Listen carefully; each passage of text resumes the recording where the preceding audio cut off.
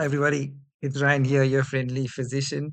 Hope you and your folks are well, and welcome to another mind map. This time we're talking about ischemic heart disease. Now, I know it looks a bit blurry, a bit small, but we're going to zoom in. Now, if you haven't yet subscribed to my channel, I hope that you would consider that. Ischemic heart disease is always a big topic, everybody. So let's get into this one. So as we know, guys, we start from the 1 o'clock position and work our way clockwise. So we're going to be covering general aspects, and then we're going to speak to angina, and then speak to myocardial infarction. And of course, there's different flavors of acute coronary syndrome. There's unstable angina. There's non-ST elevation MI. There's ST elevation MI. You guys know the deals right there. So let's start with the general issues. Okay. So 40% of male deaths are actually attributable to ischemic heart disease. Believe it or not. And atherosclerosis is the underlying pathology. All right, you got this plaque formation along the sides of the vessels, which is a mix of cholesterol and fibrous tissue. And sometimes the cap of this plaque becomes eroded and is very highly thrombogenic, and it can have massive clot formation, which can cause total or subtotal occlusion of the coronary vessel. So, if it's the heart, we speak about the coronary vessels, the same underlying pathology in the brain, in the cerebral vessels, anterior, posterior cerebral, you guys know middle cerebral, carotids, etc. That'll give rise to a stroke. And the same pathology in the peripheral vascular system can give rise to peripheral vascular disease. So, what are the classic risk factors for atheroma, guys? Age. The older you are, the more likely your vessels are going to become narrowed and atherosclerotic. Sex, females actually, premenopausal are protected, but postmenopausal are the same cardiovascular risk as males because of estrogen, which goes out the window in postmenopausal females. Family history. Okay, so if you got a first degree relative, right? Not talking about your distant cousins, uncles, neighbor. No, no, no, no. We're talking about first degree relatives being your mom, your dad, your brother, sister, or your kids. Okay, if they had atherosclerosis, if they had an adverse cardiovascular event, chances are you may have one as well. Hypertension, of course, we know is a risk factor, as is smoking, as is hyperlipidemia. I'm talking about high cholesterol and triglycerides. Our target is what, guys? Total cholesterol below 4.5, HDL above 1 in males and 1.2 in females. Or is it the other way down? An LDL below 1.8 and the triglycerides below 1.7. Diet, of course, high fat diet contributes as well as inflammation in the arteries as well. Lack of exercise, okay, and that predisposes to ischemic heart disease, as does chronic stress, the flight and fight mechanism. But we're not talking about acute stress, we're talking about chronic stress. With cortisol, cortisol causes hyperglycemia, and cortisol contributes to inflammation of your vessels, obesity as well. Other associations, guys, things like hypothyroidism can do it. Diabetes, usually type 2 diabetes, and that keeps company with metabolic syndrome and fatty liver disease and transplantation as well. Okay, probably as well because you're using a lot of steroids um, to prevent rejection, in transplantation. Okay, angina. Let's talk about angina. Angina is chest pain, which points towards ischemic heart disease. Okay, so clinically, as we know, the pain is retrosternal. With rest, it may relieve it. With TNT, sublingual, it may relieve it. It usually is associated with nausea, with vomiting, with diaphoresis. Sometimes the patient just describe a pressure sensation. In the chest, it radiates up into the neck, into the arm, usually the left arm. It's associated with exertion, excitement, emotions. It can be precipitated by these things, cold weather, and after meals. Where does it radiate? Okay, we already spoke about that. The teeth as well, right? And dyspnea often is concomitant, right, with that because there's sometimes some degree of heart failure associated with ischemia. Unstable angina runs a very accelerated course and is sometimes poorly relieved by rest at CNC. Investigations, guys. Remember when we spoke about ACS before in times past, we said, well, the main things to talk about here will be the chest pain, the nature of the pain, and the ECG and your cardiac enzymes. Okay, then you go on to do some kind of imaging if you can. So ECG, resting ECG is normal in 80%. Others may have T wave changes, right? So T wave inversion, ST depression. You may have Q waves. You may have ST elevation. Okay. And if the patient doesn't really, if you don't really find much on the ECG and the cardiac enzymes are negative, you might want to do an exercise stress test and look for ST segment depression there. Or you may consider CT scanning, so a MIBI scan. You may want to progress through to coronary angiography.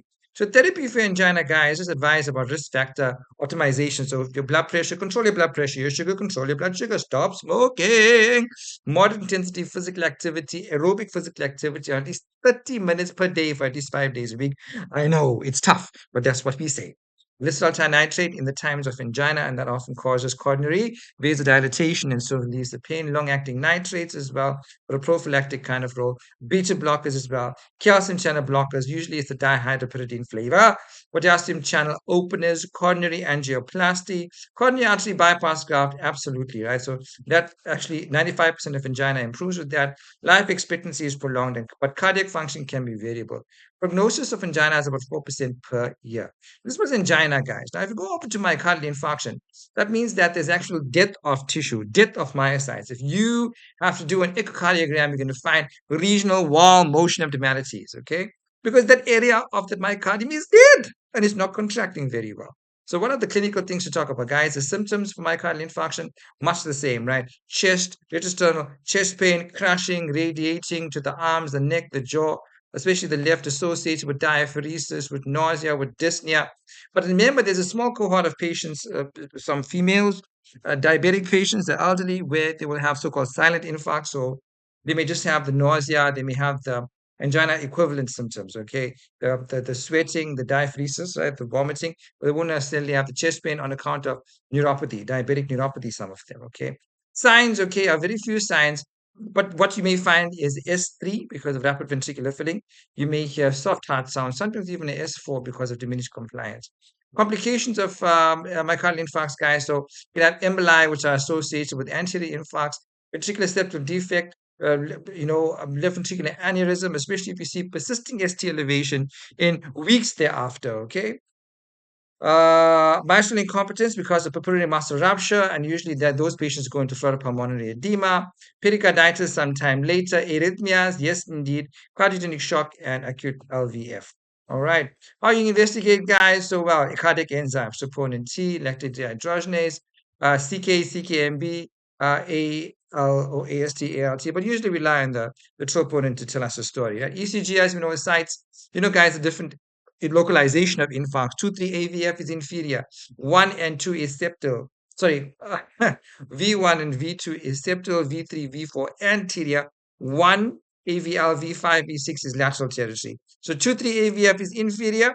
1 and 2 is, or rather V1 and V2 is septal, V3, V4 is anterior.